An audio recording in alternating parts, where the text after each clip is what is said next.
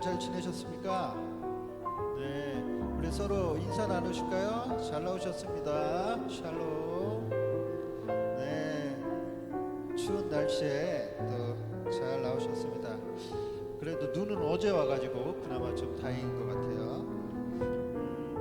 우리 지금 오늘이 21일이고 이제 크리스마스 25일 날이 이제 수요일 날이죠. 얼마 안 남았습니다. 수요일 그 크리스마스 때 우리가 색깔을 좀 이렇게 지정해서 포인트를 줘서 옷을 입고 오고 그러는데요. 올해도 동일하게 그렇게 입고 오시면 좋을 것 같습니다. 초록색이나 그다음에 빨간색,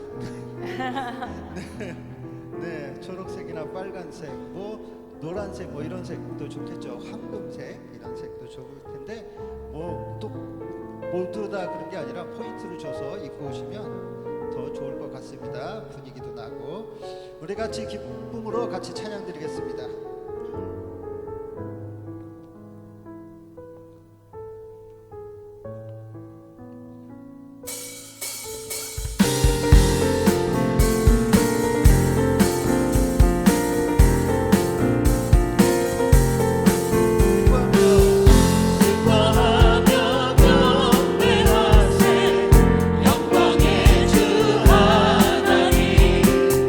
주 앞에서 우리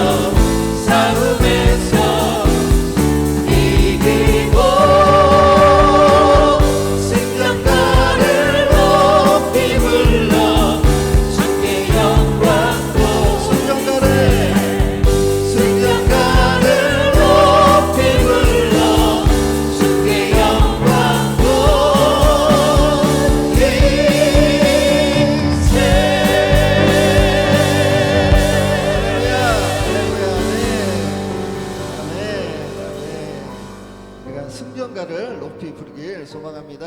아멘. 아멘. 우리 크리스마스여서 크리스마스 찬양 같이 찬양 드리겠습니다.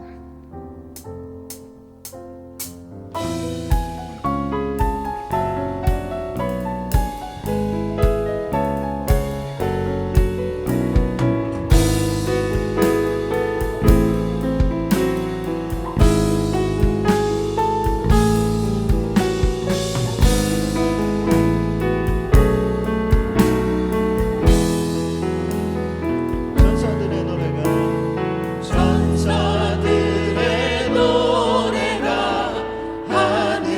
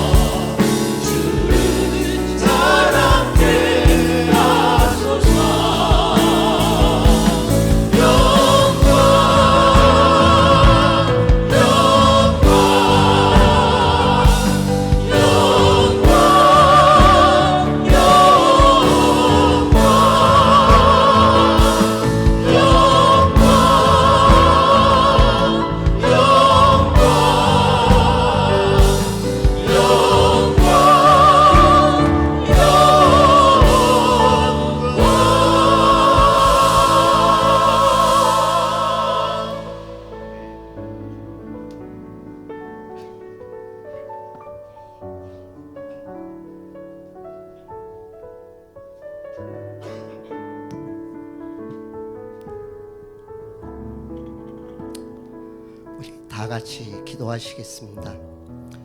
그러나 우리의 시민권은 하늘에 있는지라 거기로부터 구원하는 자 곧 주 예수 그리스도를 기다리노니 그는 만물을 자기에게 복종하게 하실 수 있는 자의 역사로 우리의 낮은 몸을 자기 영광의 몸의 형체와 같이 변하게 하시리라. 아멘. 높고 높은 자리에서 천하고 죄 많은 우리들의 죄를 용서하시기 위해서 산 제물로 오신 주 예수 그리스도를 저희는 기다립니다. 하나님께서는 사랑이 무한하셔서 인류의 죄를 단번에 속죄하게 하실 수 있는 자기 아들 예수 그리스도를 우리들에게 보내주셨습니다.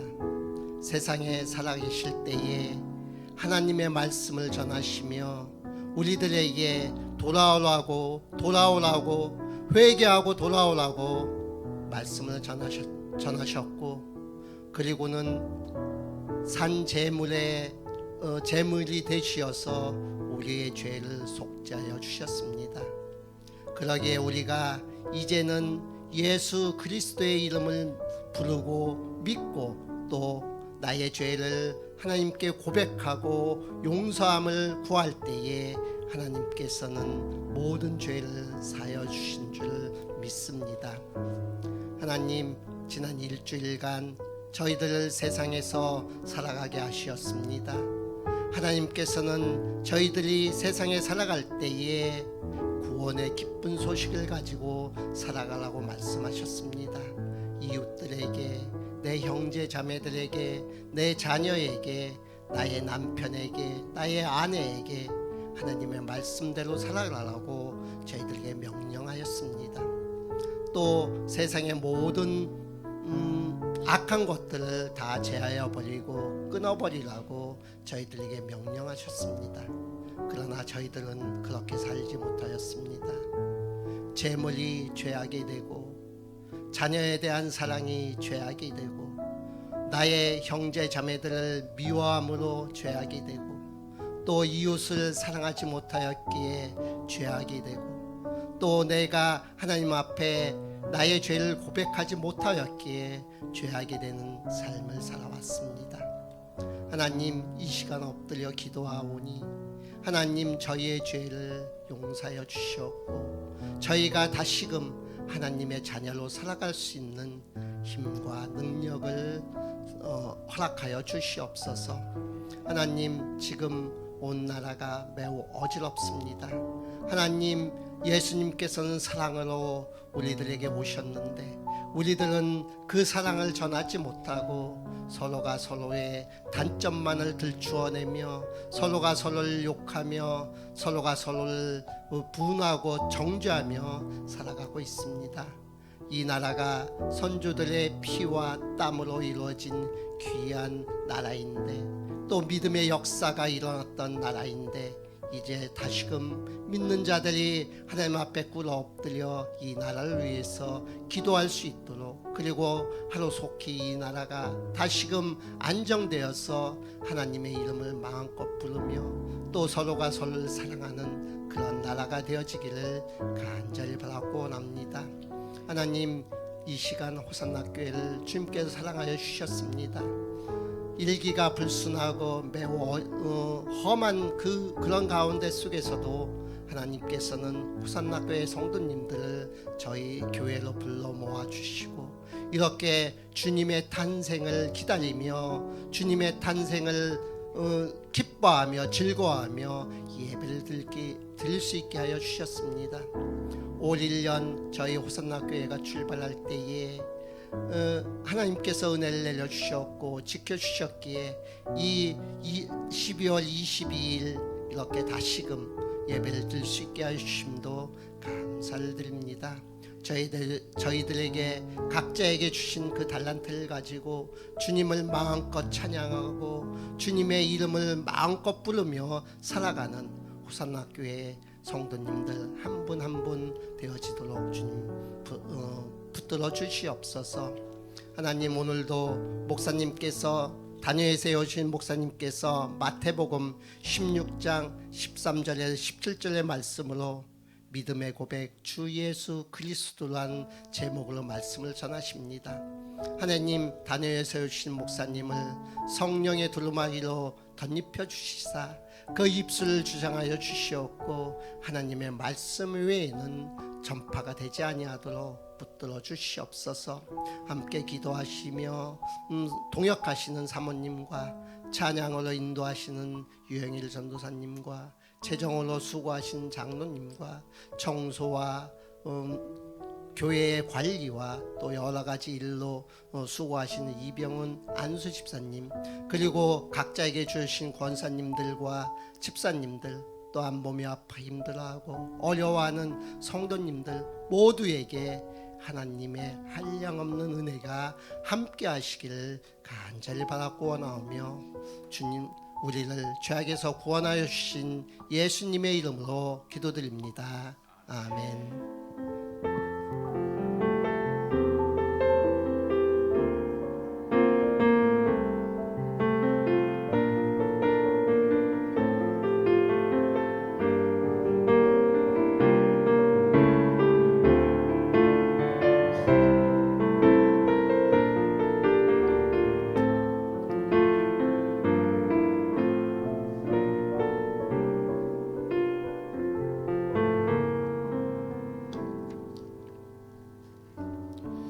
감사합니다. 우리 다 함께 교독문 117번 교독문 함께 교독하도록 하겠습니다.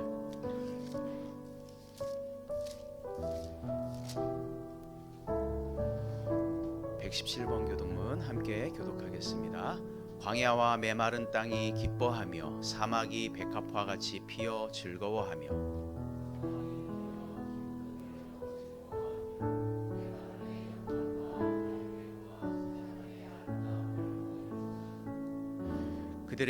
그것들이 여호와의 영광 곧 우리 하나님의 아름다움을 보리로다.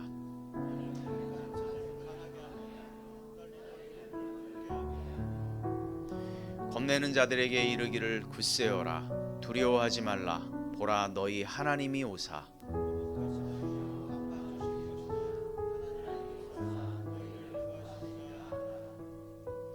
그때의 맹인의 눈이 밝을 것이며 못 듣는 사람의 귀가 열릴 것이며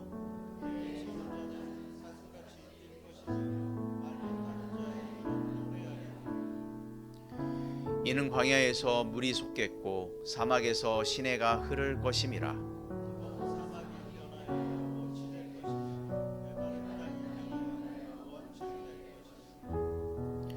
승냥이에 눕던 곳에 풀과 갈대와 부들이 날 것이며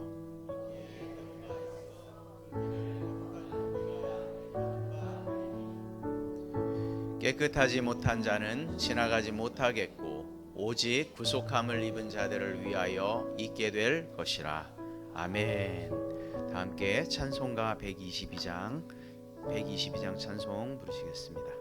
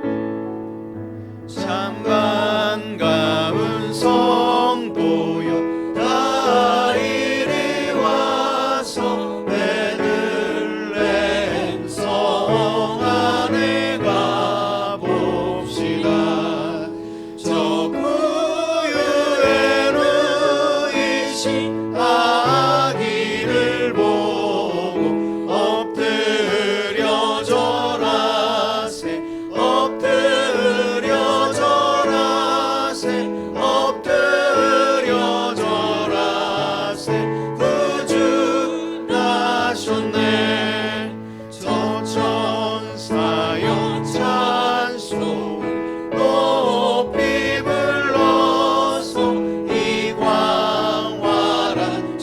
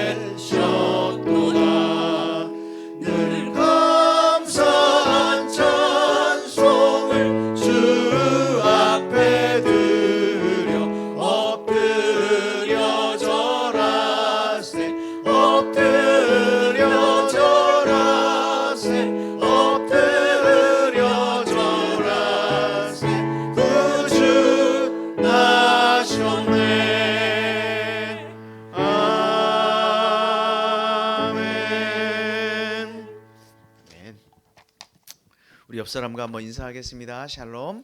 주의 이름으로 축복합니다. 네, 반갑습니다. 오늘은 대강절 마지막 네 번째 주일입니다. 곧 성탄절이 다가올 텐데요. 우리가 성탄을 맞이할 때 기쁨으로, 감사함으로 주님께 영광 돌리는 그 마음으로 맞이했으면 좋겠습니다. 개인별로, 기관별로 우리 찬양 준비하셔서 수요일 우리 성탄절 예배는 오전 11시에 동일하게 드려지게 됩니다. 차량 운행 정상적으로 원래 하던 대로 진행됩니다. 성탄 감사 예배 드리게 될 것이고요. 그리고 찬양 준비하신 우리 교우들께서는 밴드에 우리 올려주시면 그 순서대로 우리가 하나님께 또 영광 돌리는 시간 갖도록 하겠습니다. 송구영신 예배는 31일 밤입니다. 밤 11시 30분입니다. 송구영신 예배 31일 마지막 날 밤 11시 30분에 본당에서 드리겠습니다. 그리고 목장 리더로 섬겨주실 분들은 식사 후에 본당에서 잠시 모임을 갖도록 하겠습니다. 이상분 집사님, 이문혜 권사님, 이미숙 권사님, 조경희 집사님, 곽은하 집사님 5분이십니다. 내년에 많은 수고가 필요할 텐데요. 위에서 기도해 주시고 또 우리가 교회를 섬기고 이끌고 나갈 때에 서로 협력하여서 아름다운 교회가 되기를 주의 이름으로 축복합니다. 새해에는요. 성경 대탐험이라고 하는 프로그램으로 저희가 이렇게 말씀을 전하고 예배도 그렇게 진행을 하고 이렇게 할 예정입니다. 주일 예배, 수요 기도회, 새벽 기도회, 목장 모임 모든 모임들은 성경 대탐험이라고 하는 프로그램으로 진행할 예정인데요. 예전에 이렇게 이제 리서치를 하고 통계를 내어 보니까 그리스도인들 중에 가장 필요로 교회에서 하는 것이 뭐냐라고 질문을 하니까 많은 사람들이 70% 정도가 어떤 대답이 돌아왔냐면 영적인 갈급함을 해결해야 한다라고 하는 질문, 그 답변이 가장 많았습니다.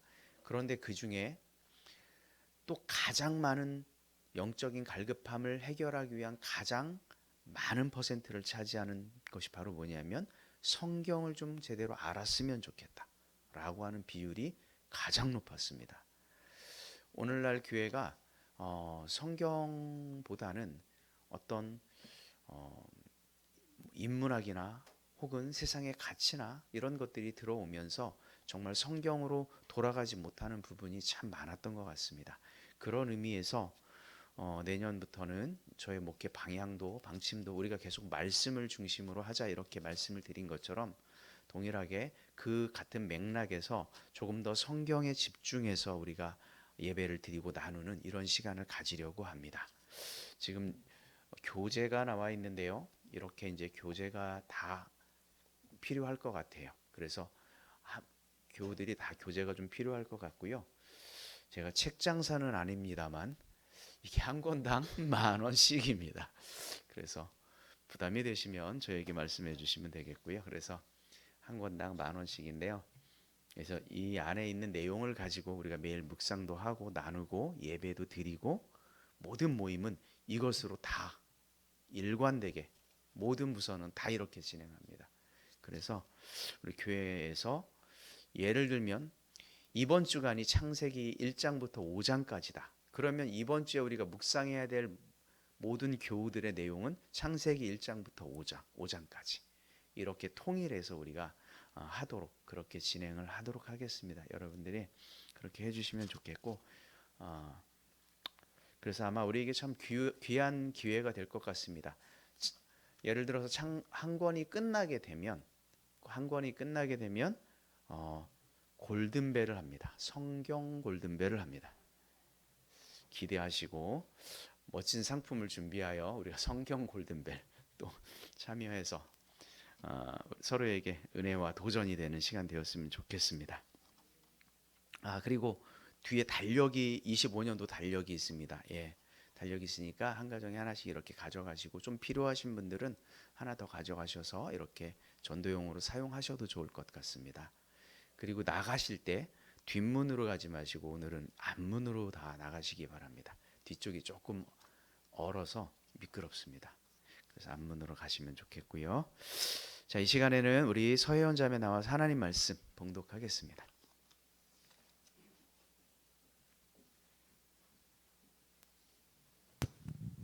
오늘 말씀은 마태복음 16장 13절에서 17절 말씀입니다.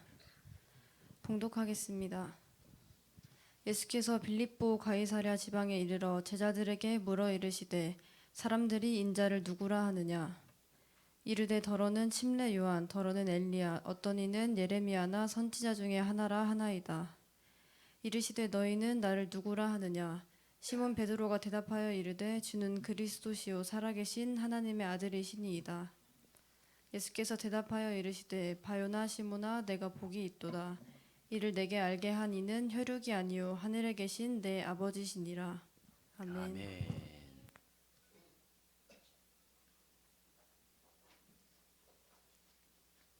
네, 이 시간에는 우리가 준비하신 예물 드릴 때에 우리 서정진 장로님 나오셔서 하나님께 영광 올려드리겠습니다.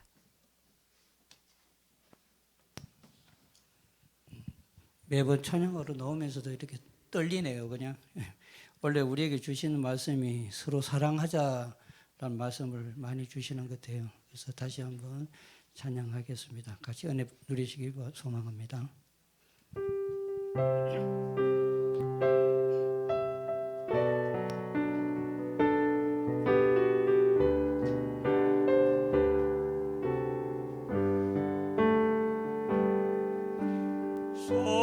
사랑하는 자들아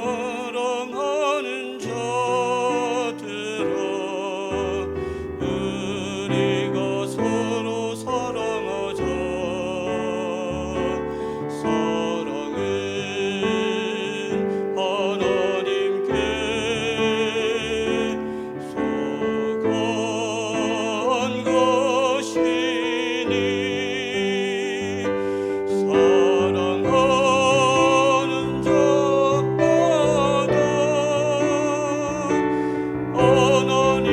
하나님께로 놔두다.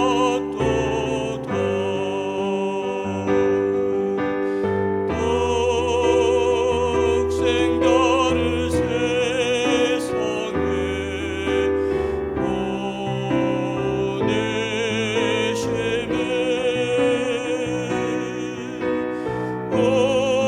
우리를 살리게 하시려 암흑죄로 보내셨도다. 암흑죄로 보냈도다.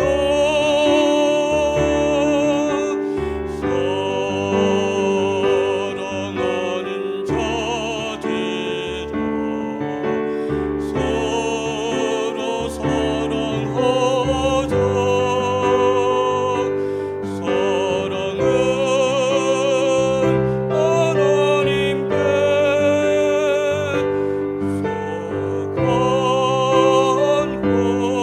하나님께 속한 것이니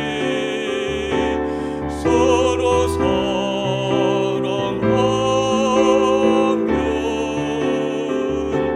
서로 사랑하면 주께서 우리 안에 거하시리로다.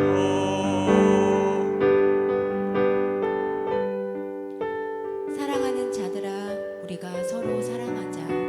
사랑은 하나님께 속한 것이니 사랑하는 자마다 하나님으로부터 나서 하나님을 알고 사랑하지 아니하는 자는 하나님을 알지 못하나니 이는 하나님은 사랑이심이라. 하나님은 사랑이심이라.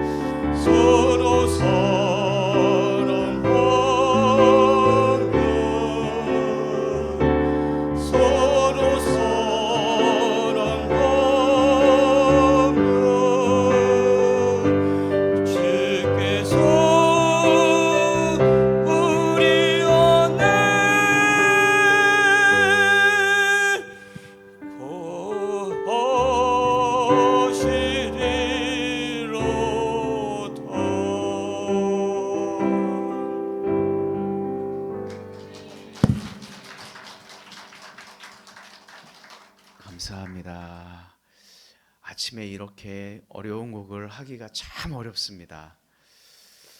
너무 감사하고 중간에 성우는 누구였는지 모르겠지만 아무튼 감사하고요. 기도하도록 하겠습니다. 하나님 감사합니다. 주님께서 우리를 창세전에 선택하시고 하나님의 자녀 삼아 주셔서 하나님의 하늘의 상속자로 삼아 주시니 감사합니다. 그 은혜에 감사하여 주님 앞에 귀한 예물을 드립니다.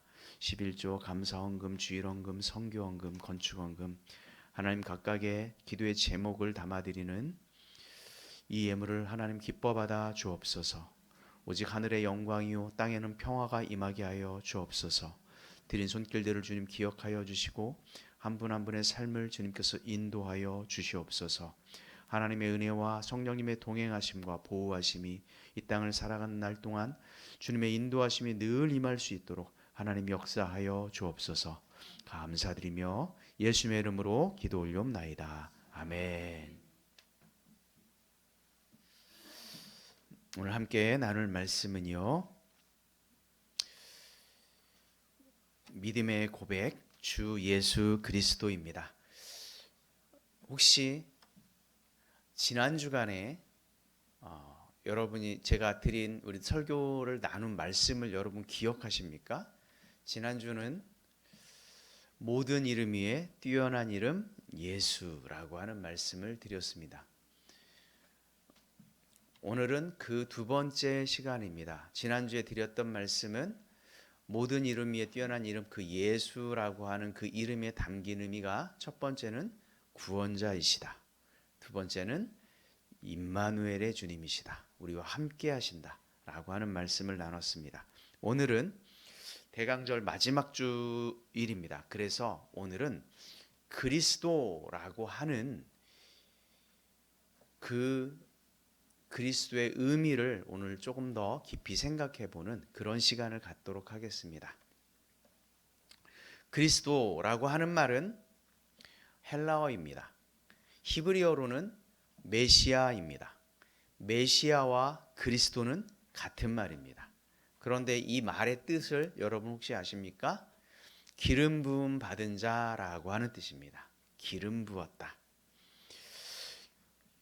기름 부은 자 그리스도에 대한 이 이야기를, 이 단어의 뜻을 조금 더 의미를 정확하게 알려면 초대교회 당시 이 의미가 어떻게 쓰였는지 당시 시대 상황을 우리가 조금 이해하면 훨씬 좋을 것 같습니다. 이스라엘은 하나님께서 선택한 백성이다라고 하는 그 선민의식이 굉장히 강한 민족입니다. 지금도 유대인들은 그렇습니다. 이 선민의식의 배경에는 왜 이 사람들이 이렇게 선민의식이 강해졌을까? 그것은 하나님의 약속 때문에 그래요.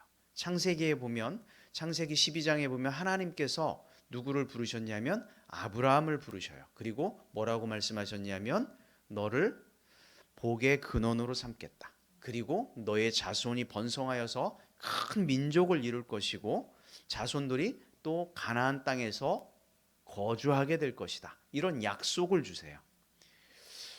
실제로 그 약속이 이루어집니다. 하나님은 약속대로 애굽에서 종살이하던 이스라엘 백성들을 건져내셨고 정말 큰 민족을 이루셔서 그 언약을 성취하셨어요. 아브라함에게 약속하신 그 약속대로 가나안 땅에서 대적들을 물리치고 약속의 땅 가나안 땅을 그들이 취할 수 있게 됩니다. 이렇게 하나님께서 선택한 민족으로 하나님의 약속이 성취되는 것을 그들은 그들의 삶을 통해서 경험하게 됩니다. 그러면서 우리가 하나님으로부터 선택된 민족이 맞구나 라고 하는 이런 의식이 이스라엘 백성들 사이에 다 스며들기 시작하죠. 그러다가 전성기를 맞이하는 때가 오는데 그때가 언제냐면 다윗 왕 때입니다. 다윗 왕 때. 나단 선지자를 통해서 하나님의 선민으로서 이제 우리가 하나님을 성막에서 섬겼다면 제대로 된 성막이 아니라 하나님을 제대로 섬길 수 있는 성전을 건축하자. 이런 약속의 말씀이 주어집니다. 나단 선지자의 이 예언은 그대로 또 이루어지게 됩니다. 언제 이루어지냐면 다윗 왕의 아들인 솔로몬 왕 때 그 예언이 또 그대로 이루어지게 됩니다. 예언대로 솔로몬은 성전 건축을 하게 되었고 이스라엘의 영토는 점점 더 확장돼 가기 시작했습니다. 주변의 나라들이 솔로몬의 치세에 감탄한 나머지 찾아오기까지 하였습니다. 그 소문이 얼마나 컸던지 아프리카에서까지 찾아왔어요. 그만큼 하나님의 약속이 이스라엘 백성들을 통해 성취되어 가기 시작했습니다. 그러면서 그들이 가진 선민의식은 점점 더 뚜렷해졌죠. 그런데 이렇게 잘 나가는 듯한 이스라엘이 솔로몬 왕 이후에 나라가 두 쪽이 났습니다. 남북으로 나누어지게 됩니다. 그러다가 결국은 몰락의 길을 걷게 됩니다. 아수르와 바벨론이라고 하는 강대국에 의해서 이 이스라엘은 형체도 없이 사라져 버렸습니다. 나라가 없어졌어요. 이렇게 되니까 사람들은 혼란에 빠지기 시작했습니다. 아니 도대체 어떻게 된 일이지? 하나님께서 선택한 이 민족이 지금 나라는 패망해버렸고 그 아름답게 건축된 그 성전은 폐허가 되어버렸고, 그러니까 그 모든 약속과 예언이 이스라엘 백성들에게 혼란이 들어오기 시작합니다. 이 엄청난 혼란 속에서 혼란을 극복을 또 하게 되는데 에스라라고 하는 성경의 대학자가 나타나면서 우리나라가 이스라엘이 이렇게 이런 일들을 발생한 이유는 우리가 우상을 숭배하고 말씀대로 살지 못한 것 때문이다 라는 그 원인을 내놓고 결국은 율법 회복 운동을 일으키게 됩니다. 그래서 다시 한번 나단 선지자를 통해서 주신 그 이스라엘의 영광을 회복할 그 다윗의 자손을, 그 메시아를 기다려야겠다라고 하는 이 선민 사상이 메시아 대망 사상으로 연결이 됩니다. 그래서 그들은 항상 메시아를 기다리고 있는 거예요. 심지어 지금도 유대인들은 메시아가 오실 것이다 이렇게 기다리고 있습니다. 우리 민족을 다시 최고의 민족으로 다시 세울 것이다 라고 하는 그런 기대가 현재 유대인들에게 아직도 있습니다. 이것이 바로 대망사상이죠. 그런데 이것이 고조가 되었던 때가 있습니다. 바로 예수님 당시에 로마의 속국이 되었습니다. 로마의 정치 아래에 있다 보니까 이스라엘의 형편은 점점 더 어려워지니까 어려워지면 어려워질수록 메시아를 고대하는 이 대망사상은 더 어떻게 됐을까요? 점점 더 불일 듯 일어나게 되겠죠. 왜? 형편이 더 어려우니까. 그래서 이스라엘의 왕을 그들은 더욱더 기대하기 시작합니다. 이것이 바로 유대인들이 기다리는 메시아 그리스도였던 거예요. 현실적으로는 로마의 압제에서 하나님의 백성이라고 하는 자존심이 상할 대로 상했는데 유대인들에게 남은 소망은 오직 다윗의 자손으로 이스라엘의 모든 영광을 회복해 줄 수 있는 그 어떤 한 사람, 그 위대한 지도자, 결국 그리스도에게 그들의 소망이 온갖 생각이 쏠려 있었어요. 그들이 기다렸던 그리스도는 로마의 압제로부터 정치적인 해방과 그 압제로부터 구원할 수 있는 강력한 카리스마가 있는 정치적 지도자를 그들은 그리스도로 기다리고 있었죠. 이런 기대와 소망과 열망 속에서 어느 날 예수님이 등장을 한 거예요. 예수님께서 다윗의 자손으로 오셨고 성경의 이름같이 베들레헴에서 탄생하셨고 유대 땅에 오셔서 말씀과 기적을 통하여서 하나님의 나라를 전파하기 시작했습니다. 그러니까 압제에 시달렸던 유대인들은 어떤 마음이 들었을까요? 드디어 우리가 기다리던 그리스도가 오셨구나. 곧 우리는 로마의 이 억압 속에서 벗어날 수 있는 희망이 보이는구나. 이렇게 생각했던 거예요. 그런데다가 당시에 굉장히 존경받고 인정받고 있는 한 선지자가 있었는데 그 사람은 바로 누구냐면 침례 요한입니다. 침례 요한. 침례 요한이 그가 말씀을 전하고 증거할 때마다 어떻게 했냐면 바로 예수님에 대해서 이분이 메시아다 이렇게 증거하는 거예요. 그러니까 유대인들은 어떤 생각을 했을까요? 이스라엘 백성들은 진짜 그리스도가 나타났구나 생각했던 거죠. 그런데 이런 이스라엘 백성들의 열망과는 달리 예수님께서는 이스라엘의 독립 같은 어떤 영웅적인 혁명적인 일에는 전혀 관심이 없으셨어요. 군대를 만들거나 군사를 모집하거나 훈련을 하거나 로마의 그 압제에서 벗어날 어떤 액션을 취하지 않는 거예요. 오히려 회개하라, 천국이 가까웠다. 하나님의 나라에 대해서 얘기하고 죄에 대해서 얘기하고 구원에 대해서 얘기하고 속죄에 관한 이런 메시지들만 전하게 됩니다. 그러다가 그들이 보기에는 너무도 무기력하게 결국 그러다가 십자가에서 죽음을 당하게 됩니다. 그러니 백성들의 기대는 어떻게 되었을까요? 이렇게 올라갔던 기대치가 한순간에 무너져 내렸어요.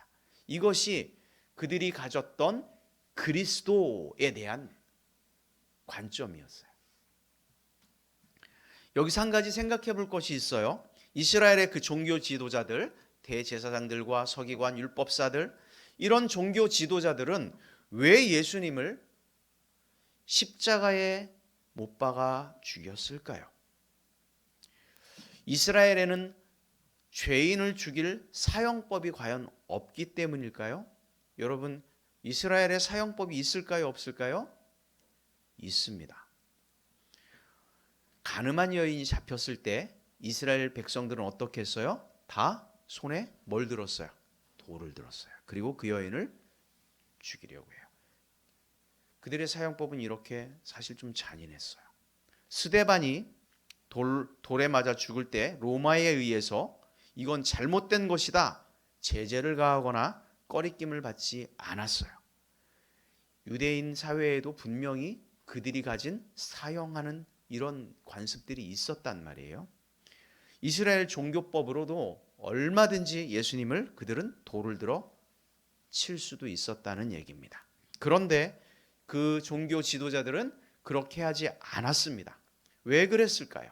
왜 그렇게 하지 않았을까? 굉장히 손쉬운 방법일 텐데. 대제사장들은 이스라엘의 종교법으로 당시 정말 상당한 명성과 존경을 받고 있었던 예수를 돌로 쳐서 처형하면 제자들에 의해서 예수님의 가르침이 더욱 확대될 것이다 라고 하는 두려움을 가지고 있었어요. 그래서 갖다 들이댄 게 뭐냐? 성경입니다. 성경. 어떤 성경을 예수님을 사용하는 데 사용했냐? 이렇게 신명기 21장 23절이에요. 나무에 달린 자마다 저주 아래에 있는 자라. 이게 구약에 적혀 있는 말씀이에요. 나무에 달린 자마다 어디 아래 있다? 저주 아래 있다. 그러니까 나무에 달린 사람은 어떤 사람이다? 저주받은 사람이다.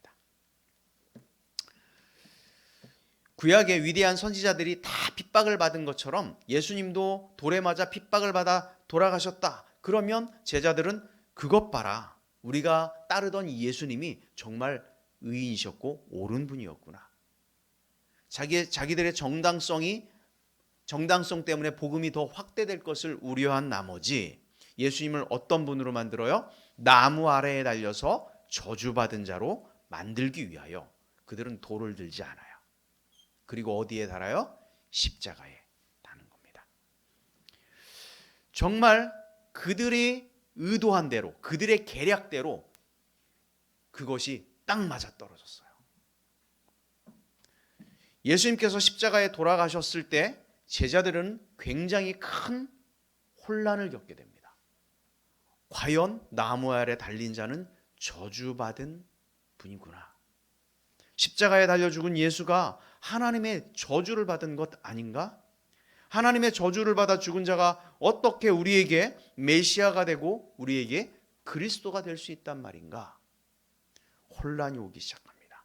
그래서 예수님을 따르던 많은 무리들과 제자들은 어떻게 되냐면 너무도 낙심한 나머지 흩어지게 됩니다. 안타까운 일이죠. 그런데 성경은 이걸로 끝이 나지 않아요. 극적인 반전이 기다리고 있었습니다. 우리가 드라마를 봐도 반전이 있어야 재밌는 것처럼 성경의 역사도 그래요. 이 반전이 무엇이었을까요? 바로 예수님의 부활입니다. 예수님께서 저주를 받은 자로 십자가에 달려 돌아가셨는데 3일 만에 부활하셨어요.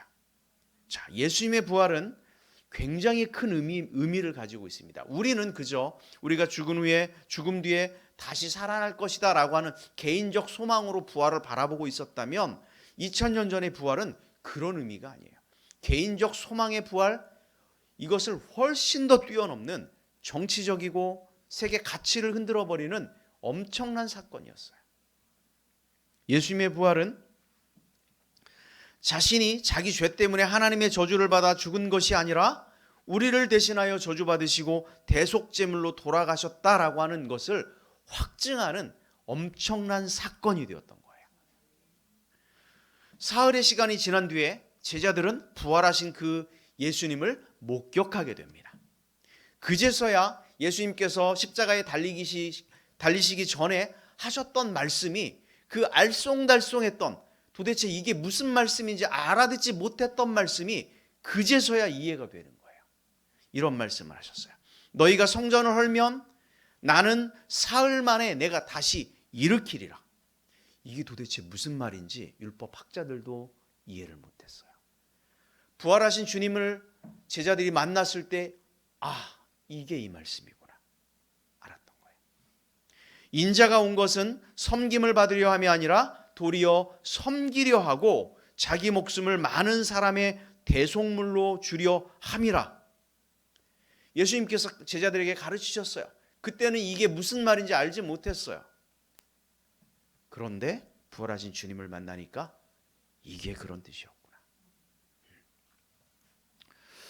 예수님은 단순히 우리를 로마의 속국에서 건져낼 그 육신의 구원자, 정치적 지도자가 아니라 자기 몸을 대속물로 드림으로 전 인류와 죄와 사망의 저주에서 건져내신 진정한 구세주 그리스도로 비로소 이해되기 시작했다는 거예요.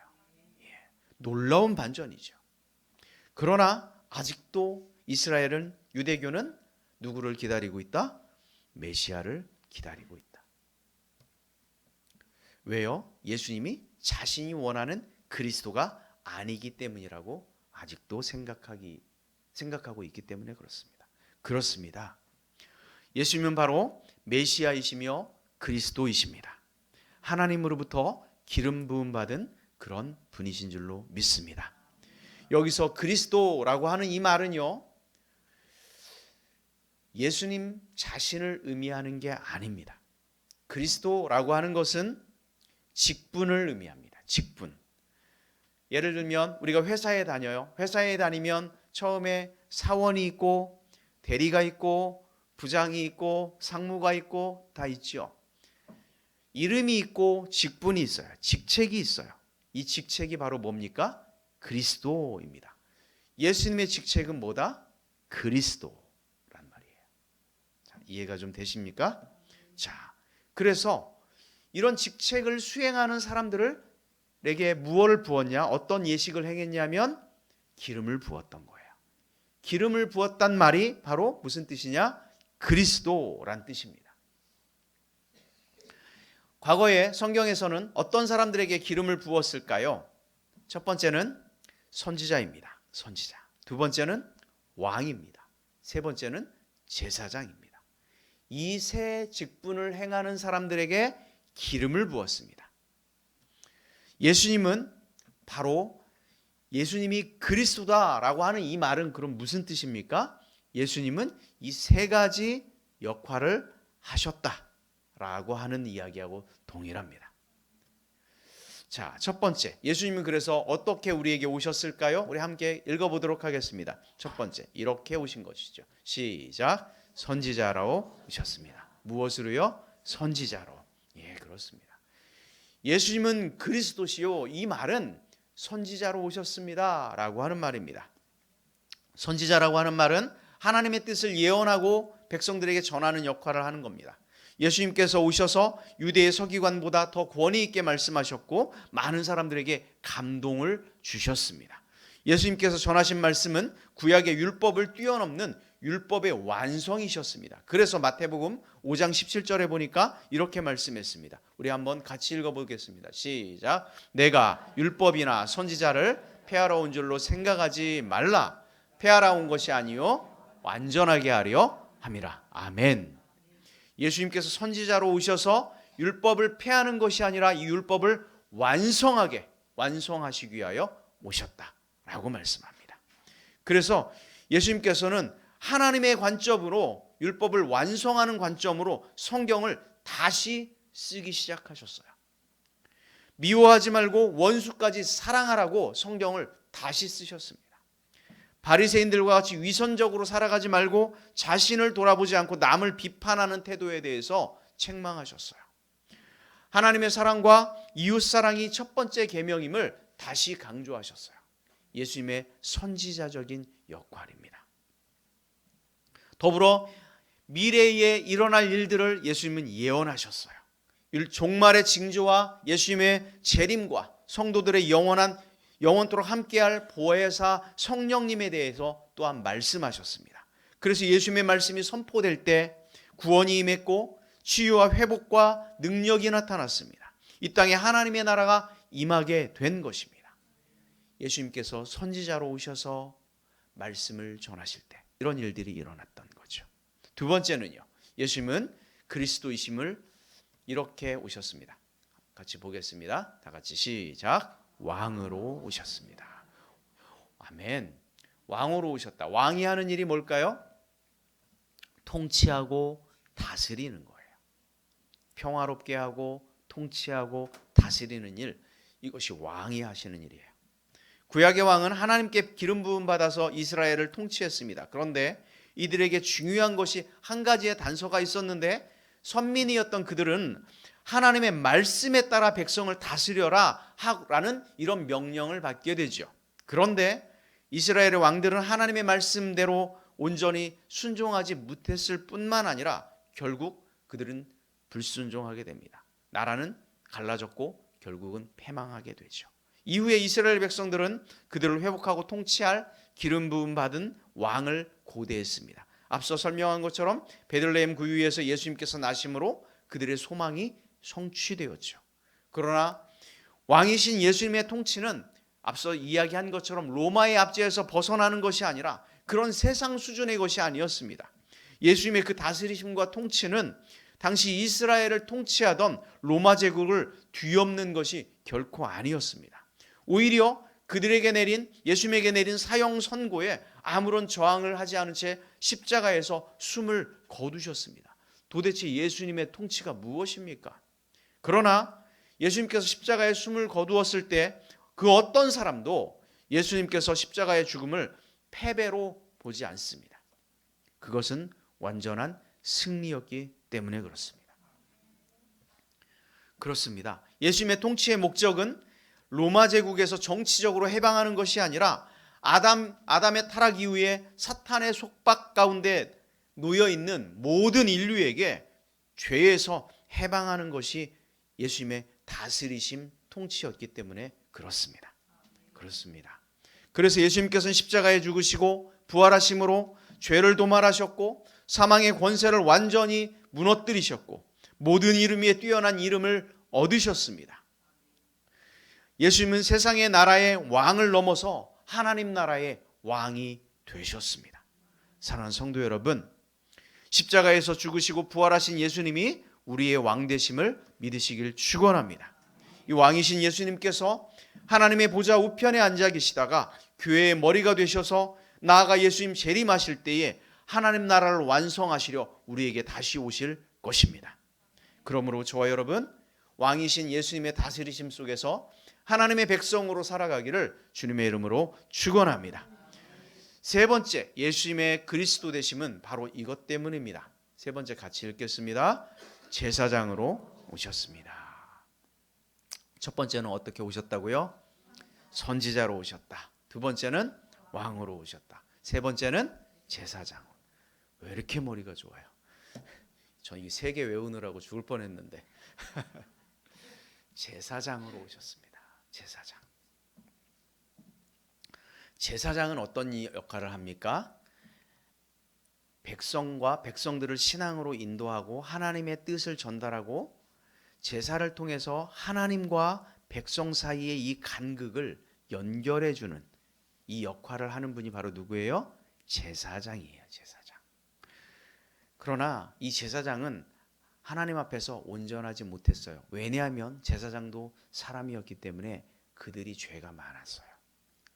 죄 아래에 있는 인간이었기 때문에 죄를 정결하게 해야만 했어요. 그래서 그들은 제사를 지내기 전에 항상 정결하게 몸을 정갈하게 하고 손을 씻고 모든 정결 예식을 한 후에 비로소 그 성소에 들어갈 수 있었어요. 그들도 죽음을 피해갈 수 없었어요. 그래서 이 제사장들도 동물의 피를 반복해서 동물의 피로 제사를 드려야만 했어요. 이게 구약의 제사예요. 제사장들이 하는 일이 굉장히 제가 보기에는 극한 직업입니다. 매일 동물을 잡아야 하고요. 버려야 하고요. 각을 떠야 하고요. 그 피 비린내가 계속해서 납니다. 우리가 구약시대에 안 산 걸 감사하면 좋을 것 같아요. 구약시대는 그랬어요. 예수님께서는요, 우리의 대제사장으로 오셨습니다. 인간 제사장들처럼 죄를 정결하게 하실 필요가 없습니다. 오히려 죽지 않고 영원히 살아계십니다. 여러 번 드려야 하는 동물의 제사가 아니라 자신의 죄 없으신 자신을 제물로 드리셔서 완전한 영원한 속죄를 단번에 이루셨습니다. 예수님 자신이 제물이 되셔서 제사장이시면서 자신이 제물이 되셔서 하나님과 인간과 멀어진 이 간극을 단번에 해결하셨습니다. 이것이 예수님의 제사장 되심이에요. 그러므로 우리의 죄가 주홍같이 붉을지라도 대제사장 되신 예수님을 의지하며 담대히 하나님 앞에 나아가기를 주의 이름으로 축원합니다.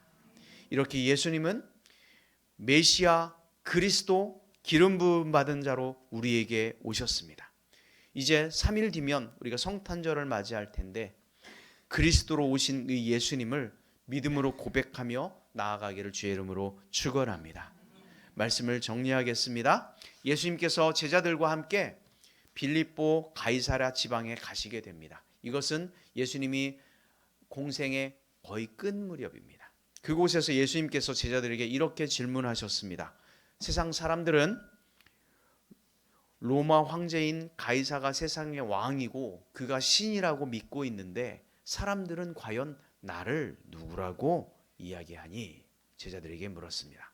그때 제자들이 대답했습니다. 더러는 침례 요한이라고, 더러는 엘리야, 어떤 사람들은 예레미야 선지자 중에 하나입니다. 이것이 세상 사람들의 대답이었습니다. 당시 세상 사람들도 예수님을 하나님이 보내신 위대한 선지자로 인식하고 있었습니다. 여기에 언급된 선지자들은 대부분 다 내노라 하는, 정말 이름만 대면 다 하는 그런 구약의 대표적인 선지자였습니다. 그러니까 당시 최고의 선지자였던, 가장 인기가 많았던 선지자가 누구였냐면 침례 요한이었어요. 요한과도 견주어 예수님을 언급했어요. 그 말은 뭡니까? 많은 사람들도 예수님을 위대한 선지자로 인정하고 존경했다. 이것이 세간의 예수님에 대한 평판이었습니다. 그런데 이 평판을 들으면 그래? 참 좋은 일이구나. 참 감사하네.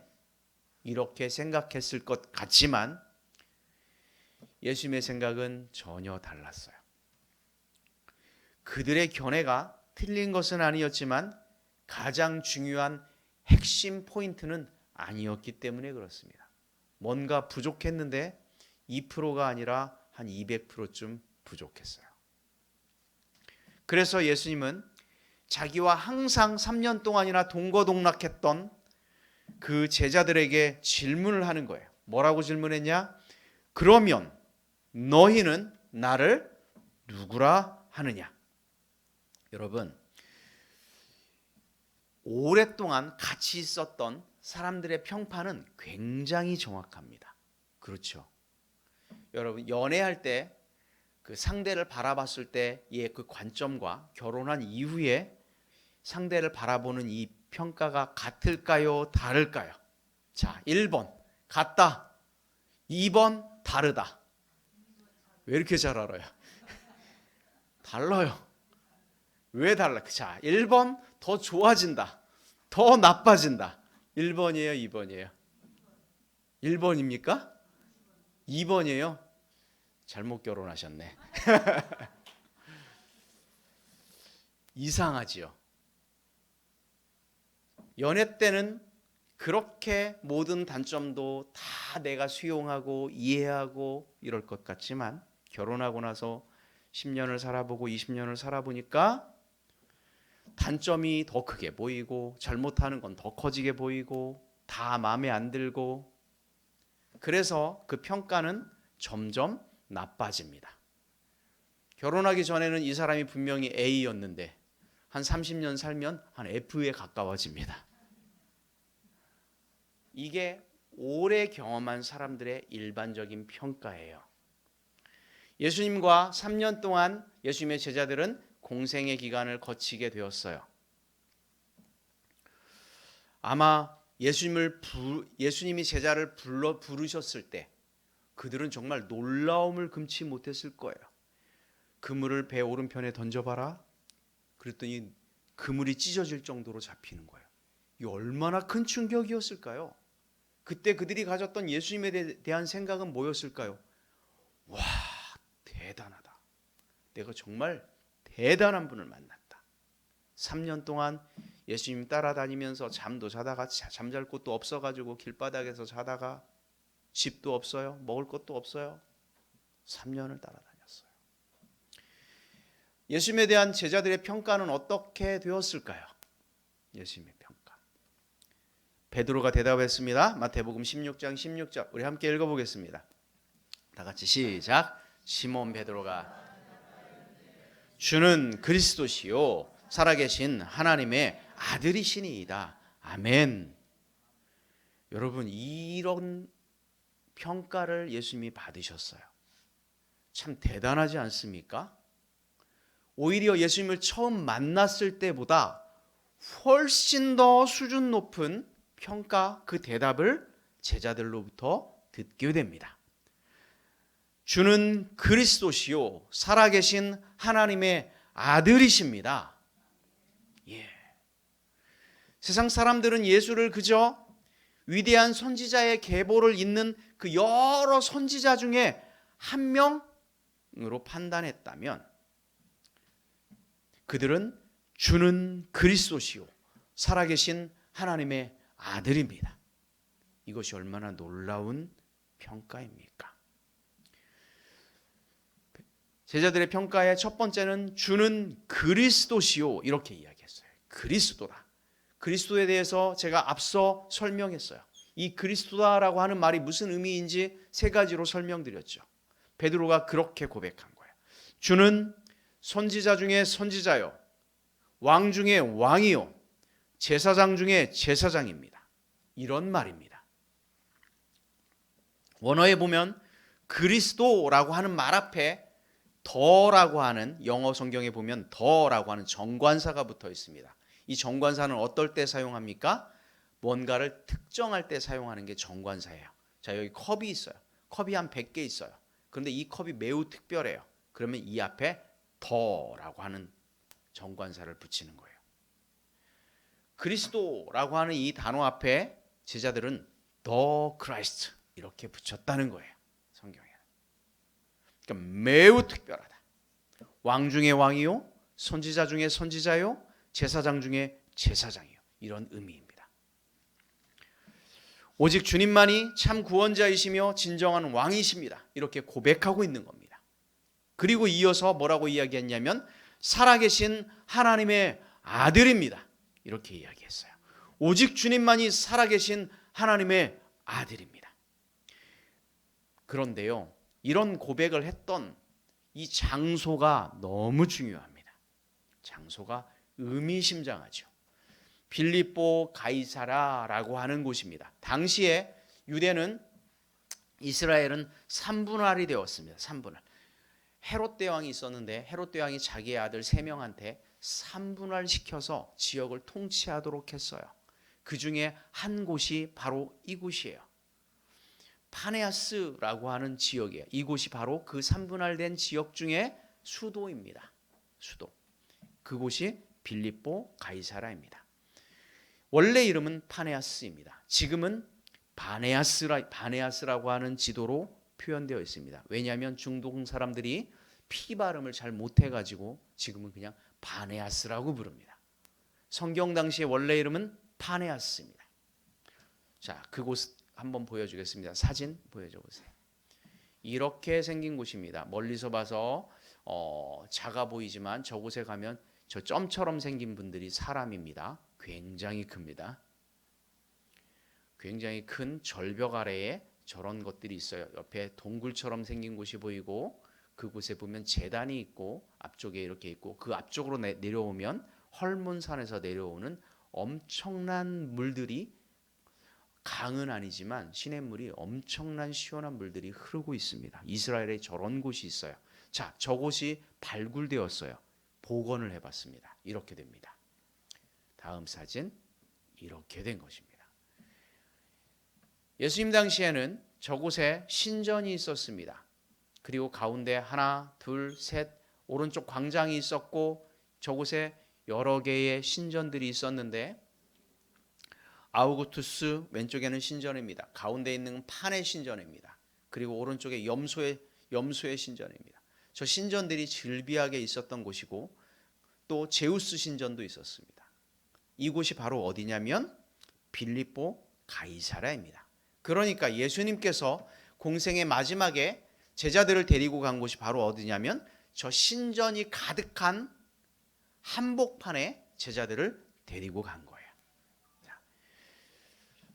그런데 그곳에서 당시에는 어땠냐면 예수님은 그리스도입니다. 예수님은 살아계신 하나님의 아들입니다. 라고 입을 뻥끗하는 순간 어떻게 될까요? 죽습니다. 죽어요. 예수님이 왜 돌아가셨어요? 내가 하나님의 아들이다 라고 증언하면서 결국 예수님이 돌아가셨어요. 제자들 또한요, 그렇게 증언했다가는 죽습니다. 심지어 이들이 고백했던 이 장소가 어디예요? 빌립보 가이사라. 왜 파네아스가 빌립보 가이사라가 됐는지 아십니까? 빌립이라고 하는 이 왕이요, 헤롯 빌립이에요. 이 왕이 로마의 황제 가이사에게 이 도시를 바친다고. 그래서 이름을 바꿔버린 거예요. 그러니까 이곳은 정치적인 중심지, 신의 중심지, 이곳이에요. 이곳이 바로 가이사라 빌립보 가이사라예요. 심지어 당시 로마 황제 가이사는 별명이 뭐였냐면 세상의 구원자였어요. 그런데 지금 베드로의 고백, 제자들의 고백을 들어보십시오. 구원자는 가이사가 아니고요, 판이 아니고요, 오직 예수님 당신만이 나의 그리스도시요 살아계신 하나님의 아들입니다. 이렇게 고백했던 거예요. 이 고백이 어떤 고백인지 아시겠죠? 그냥 우리는 쉽게 할 수 있어요. 이런 고백한다고 누가 죽이지 않습니다. 과거에는 이런 고백을 하면 죽습니다. 그곳에서 지금 베드로가 고백하고 있죠. 사랑하는 성도 여러분, 성탄의 계절입니다. 우리에게도 주 예수 그리스도, 이 고백이 있기를 주의 이름으로 축원합니다. 그렇게 고백하면 우리에게 어떤 일이 벌어질까요? 참으로 복된 일이 벌어집니다. 왜냐하면 이 고백은 아무나 할 수 없기 때문에 그래요. 자, 마태복음 16장 17절 말씀을 함께 읽겠습니다. 다 같이 시작. 예수께서 대답하여 이르시되 바요나 시몬아 내가 복이 있도다. 이를 내게 알게 하니 이는 혈육이 아니요 하늘에 계신 내 아버지시니라. 자, 바요나 시몬은 베드로를 의미합니다. 그리고 뭐라고 이야기합니까? 예수님이 네가 복이 있다. 그 고백을 하자마자 네가 복이 있다. 그러면서 하신 말씀이 바로 뭐예요? 이것을 알게 한 사람은 혈육이 아니다. 하늘에 계신 네 아버지가 이것을 고백하게 했다. 이 얘기합니다. 이 고백을 알게 한 것은 가족이나 세상의 지식이나 경험이 아니라 하늘에 계신 아버지께서 너에게 이런 고백을 하게 했다. 이렇게 얘기한 거예요. 그래서 네가 복되다. 이런 고백은 아무나 할 수 없습니다. 세상에요, 예수님을 아는 사람들은 모르는 사람보다 오히려 예수님이 누구인지 아는 사람이 훨씬 더 많습니다. 그러나 주는 그리스도시요 살아계신 하나님의 아들입니다 라고 고백하는 사람은 예수님을 아는 사람에 비해서 10%도 안 됩니다. 왜 그럴까요? 하나님 아버지께서 알게 하지 않으면 이런 고백을 할 수 없기 때문에 그렇습니다. 그래서 베드로가 그런 고백을 했을 때 예수님은 내가 뭐하다? 복되다. 그 복받은 사람 중에 하나구나. 베드로가 받은 복이 뭘까요? 로마서 10장 10절에 이렇게 기록되어 있습니다. 사람이 마음으로 믿어 의에 이르고 입으로 시인하여 구원에 이르느니라. 예수님을 그리스도시요 살아계신 하나님을 아들로 고백한 사람들은 구원의 복을 받는다. 이런 말입니다. 하나님의 자녀가 되고 하나님의 나라를 유업으로 받는 상속자가 되는 것입니다. 죽음으로 끝나는 인생이 아니라 천국에 들어가 영생을 누리며 살아가게 되는 줄 믿습니다. 이 땅에 사는 동안 성령의 도우심과 돌보심 가운데 살아가게 될 줄로 믿습니다. 예수님을 닮은 거룩하고 아름다운 성품을 지닌 사람으로 살아가게 될 줄로 믿습니다. 그러니 이 고백이 얼마나 복된 고백입니까? 모두 자리에 일어나셔서 함께 우리 또한 고백하기를 주의 이름으로 축원합니다. 이 믿음의 고백으로 주님의 오심을 기대하고 기다리며 맞이하겠습니다. 화면 한번 띄워줘 보시기 바랍니다. 여러분, 이 믿음의 복된 고백을 우리 모두 함께 하기를 원합니다. 다 같이 함께 고백하겠습니다. 주는 그리스도시요 아들입니다. 아멘. 한 번 더 고백합니다. 시작. 주는 살아계신 하나님의 아들입니다. 아멘. 아멘. 우리 이 고백으로 성탄을 맞이하길 주의 이름으로 축원합니다. 이 시간 함께 찬양하도록 하겠습니다.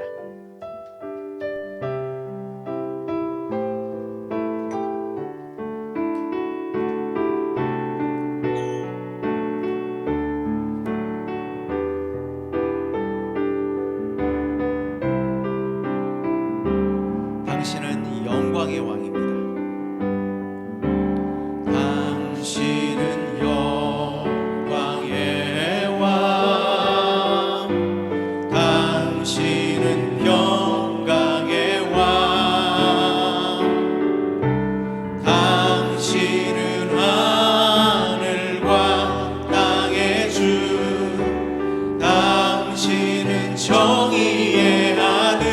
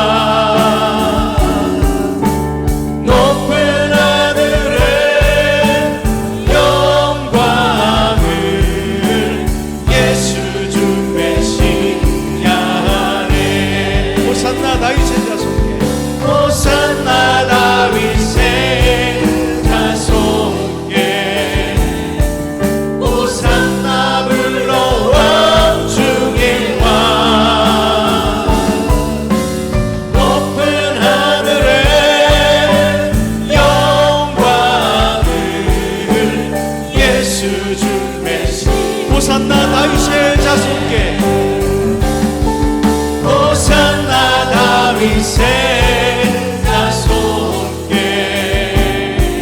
호산나 불러 왕 중의 왕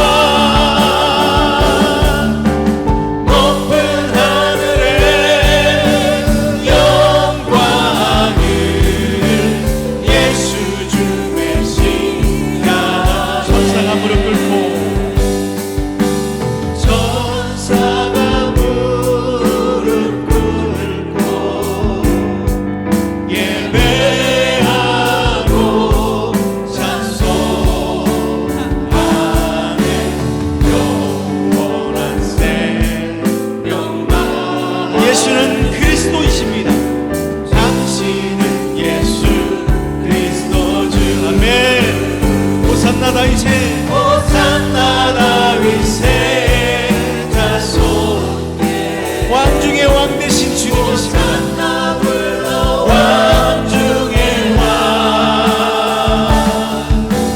높은 하늘에 영광을 예수 주 메시아네 호산나 다윗의 호산나 다윗의 자손께